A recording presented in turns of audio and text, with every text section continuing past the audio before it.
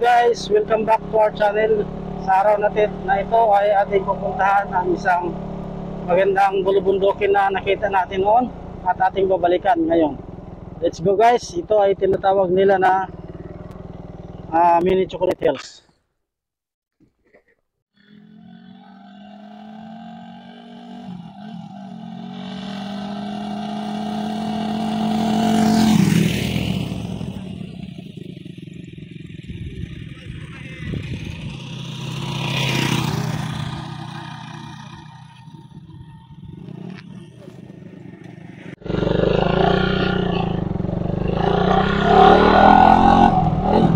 Ganda niya oh.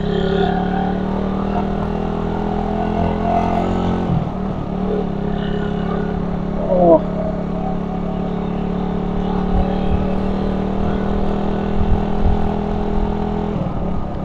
Anihinaw.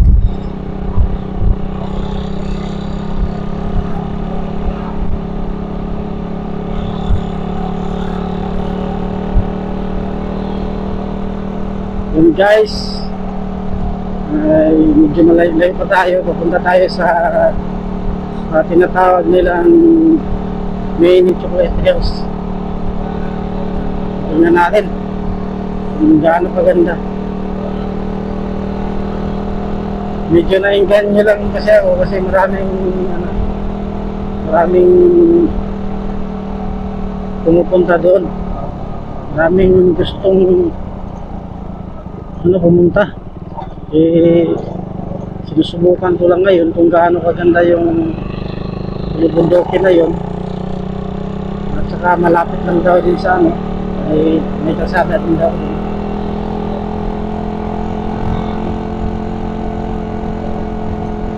Okay, let's go.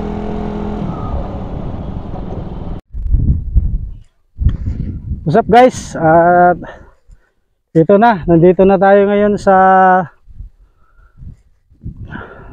Mini Chocolate Hills ng Navyalan, sakop ng Amulong.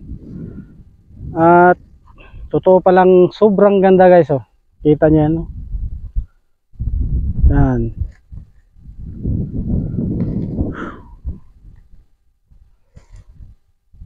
Nakapaligid sa kanya yung mga bulubundukin na maliliit. So ito guys, soon maging tourist spot din to na area kung ma-develop to siya ng maayos. So may tendency na sisikat ito. Tingnan nyo guys ha, ipakita ko nyo yung sarap. What's up guys, nandito na tayo sa view deck ng bulubundukin or tinatawag nilang Mini Hills. Ito po guys ay isa pong may mga plano po dito na pwedeng sa susunod na mga taon ay gagawing tourist area. So pwedeng tamnan to ng mga halaman, yung mga gagandang pwedeng itanim dito. Tapos sa bawat bundok na yan, yung mga maliliit na bundok, pwedeng lagyan ng or kubo para masilungan. Dahil sa ganitong panahon sobrang init at maaari din po tayong mag-collapse dahil doon sa sobrang init. So yun guys, mamaya ikutin natin, pupunta tayo doon. Saka ito po yung bali highway niya, along the road lang siya guys. So nataon din na nalagyan siya ng kalsada dito.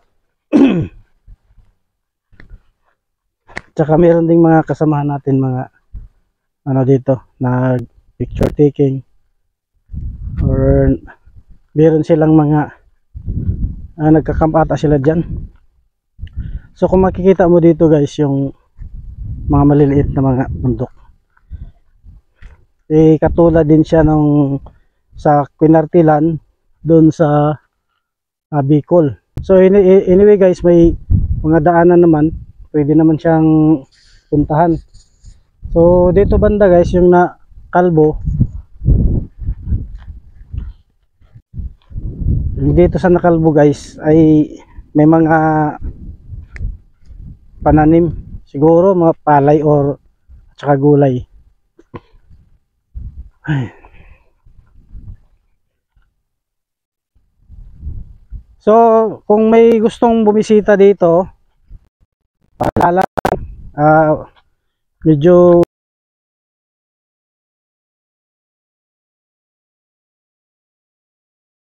guys, ingatan nyo to kasi para din to sa sa inyo, dahil sa susunod na mga araw, sa sunod na mga panahon, pag na-develop to, kung gustong ipa-develop to ng gobyerno, so pwede nating pagkakitaan to. Ayan ang mga hugis na yan maganda sa ganitong panahon, pero kung gusto nyo pumunta dito, kailangan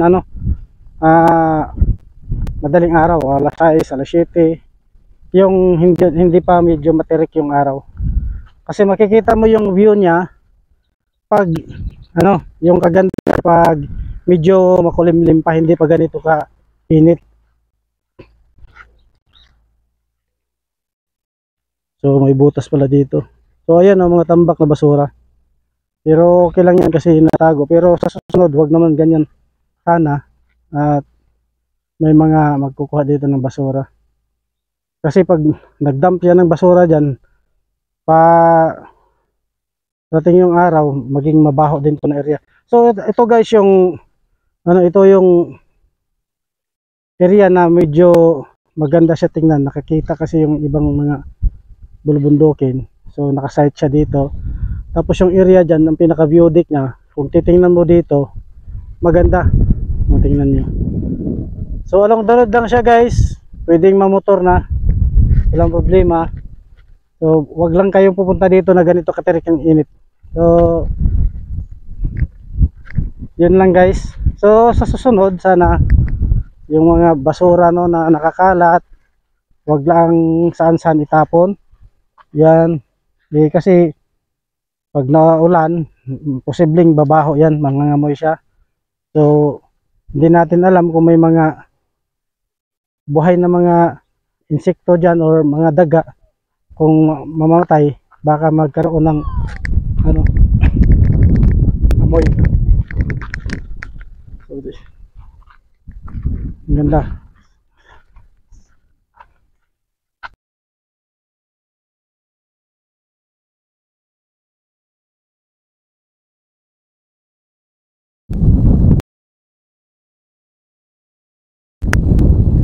So ayun guys, yung mga mayroong dito po, nagpa picture. Yan, nasa view deck sila guys. Yan.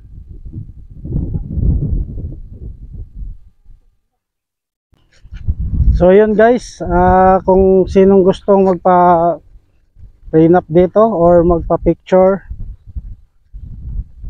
pwede kayo dito kasi sobrang ganda ang tanawin dito. So punta tayo guys doon sa view deck niya, pinaka view deck niya guys.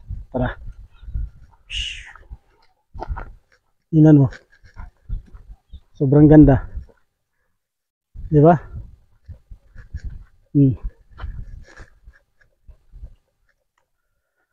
Sobrang init lang kasi tirik na laona na yan.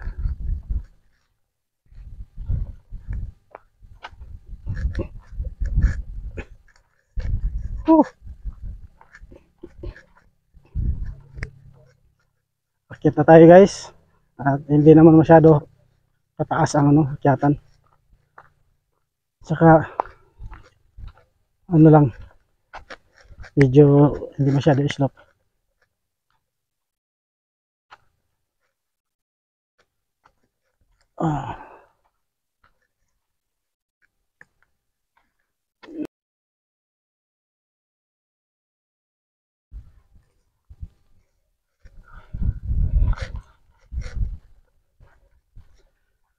Sobrang ganda.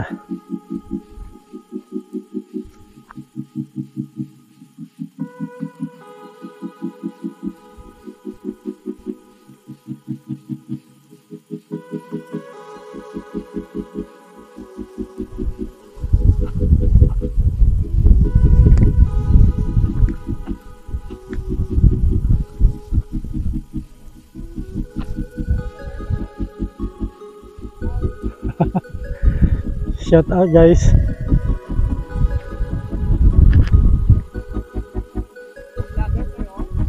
Yes sir. So ayan guys, nakausap natin sila ngayon. Nag-pray na pala sila dito. Late na kasi kami nakarating dito, medyo tirik ng init. So ayan.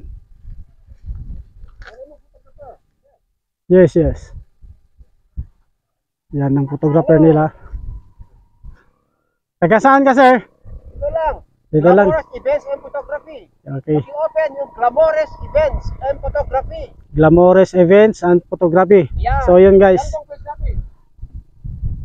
So yun ang Facebook page nila guys.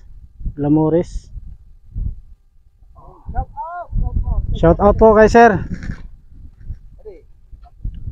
Yung location nyo sir? Dito lang kami sa Solana. Solana, okay sir.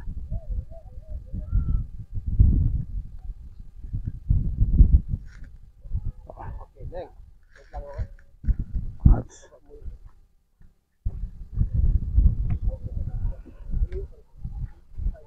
Taas natin to.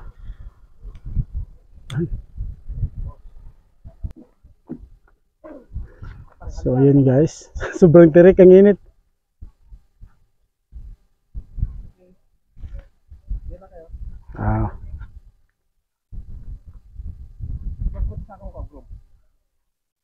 Ito naman. Yung kabila. So siguro mga malapit ng schedule sa kasal nila. Ay timing din na abutan natin sila dito.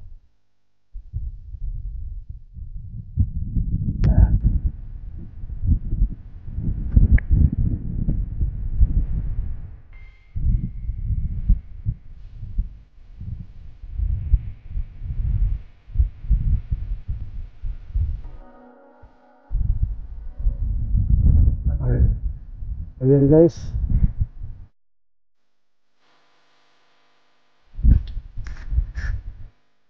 Okay.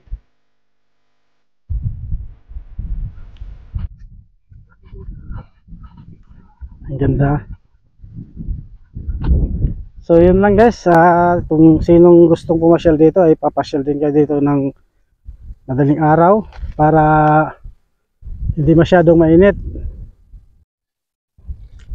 So yun guys, timingan natin sila. So paalala lang sa gustong pumasyal dito, kailangan pag ganitong oras magdala kayo ng tubig kasi sobrang init talaga.